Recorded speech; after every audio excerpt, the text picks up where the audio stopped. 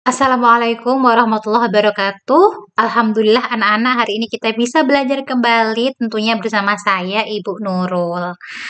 Baik, pada kesempatan kali ini kita sudah memasuki bab terakhir yaitu tentang statistika. Kalau kita bicara statistika itu nanti kita bicara data ya. Data. Jadi kita perlu mengambil data, mengumpulkan data, kemudian kita kelompokkan. Nah, kita susun. Nah, makanya di sini kenapa kok ada gambar apa ini? Gambar swalayan ya. Nah, kenapa? Karena di swalayan itu orangnya sudah menerapkan bab statistika. Coba kita lihat barang-barangnya yang disusun ini. Pasti sesuai dengan kelompoknya masing-masing, ya kan? Misalkan kelompok sabun, iya dia akan naruhnya sesama sabun. Makanan sama makanan, kemudian minuman sama minuman, ya. Berarti dia sudah menerapkan statistika itu sudah dikelompok-kelompokkan sesuai karakteristiknya, sesuai jenis-jenisnya.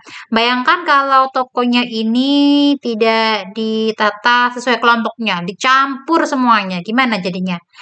Maka akan menyulitkan pembeli ya. Pembeli nyarinya di mana ini barangnya, campur aduk kayak nggak rajin gitu ya. Nah, ini bisa terapkan. Dan kalau terapkan di rumah, bagaimana kira-kira ilmu statistika itu? Nah, silakan didiskusikan ya, diskusikan masing-masing. Pokoknya banyak sekali sebenarnya ini statistika ini dalam kehidupan sehari-hari.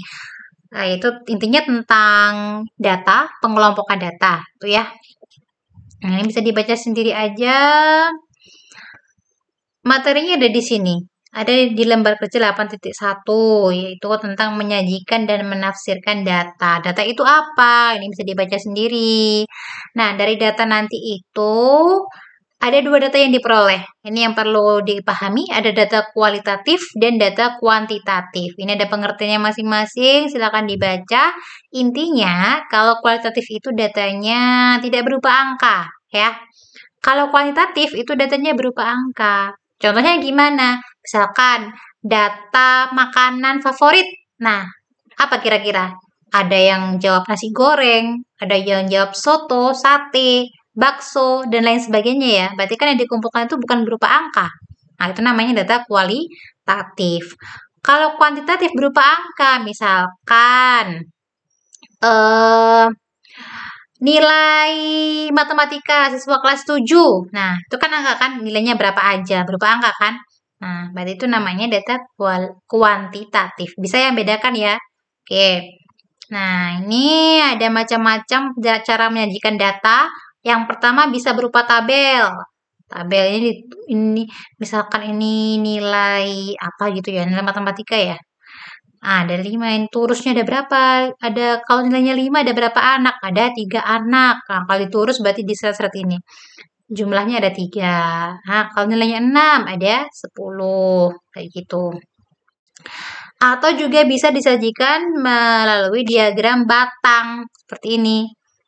Ini anak SD, ini jumlah ya, jumlah siswa. SD berapa jumlahnya? 1400 berapa ini ya?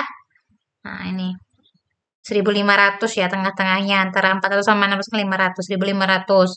SMP berapa bisa dilihat ya.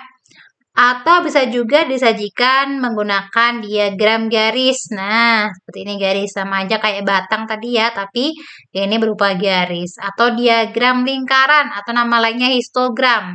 Diagram lingkaran itu bisa berupa persen, berarti totalnya 100%, atau bisa berupa derajat. Kalau totalnya berapa? 360 derajat. Ya. Ada juga yang berupa diagram lambang atau piktogram. Jadi kayak gini misalkan. Karena ini ada siswa ya, berarti TK ada berapa ini? Nah ini, satu gambar kayak orang ini itu mewakili 20 orang. Berarti kalau TK ada berapa? 1, 2, 3, 4, 5, 6, 7, 8. 8 kali 20 lah, itu totalnya TK. Ya, itu namanya piktogram menggunakan lambang-lambang atau buah ya, digambar buahnya. Kalau ada keterangannya, kalau satu buah ini 100 kg, kalau separuh berarti ya 50 kg. Ya, biasanya ini lebih menarik ya, ada gambar-gambarnya gini ya. Itu namanya diagram lambang atau piktogram. Nah, atau kita juga bisa menyajikan ini dalam bentuk Microsoft Excel. Kalau kalian buka laptop ya, atau di HP juga bisa ya sekarang ya, ada Microsoft Excel. Itu cara mudah untuk menulis sebuah data ya. Baik, selanjutnya ini ada praktek sebenarnya ya, tapi kita skip dulu ini. Kalau di sekolah aja kita praktekkan. Yang ini, latihan 8.1 dikerjakan ya. Ini ada contoh data-data. Silakan ditentukan, dicentang. Apakah ini data kuantitatif atau data kualitatif? Masih ingat tadi apa?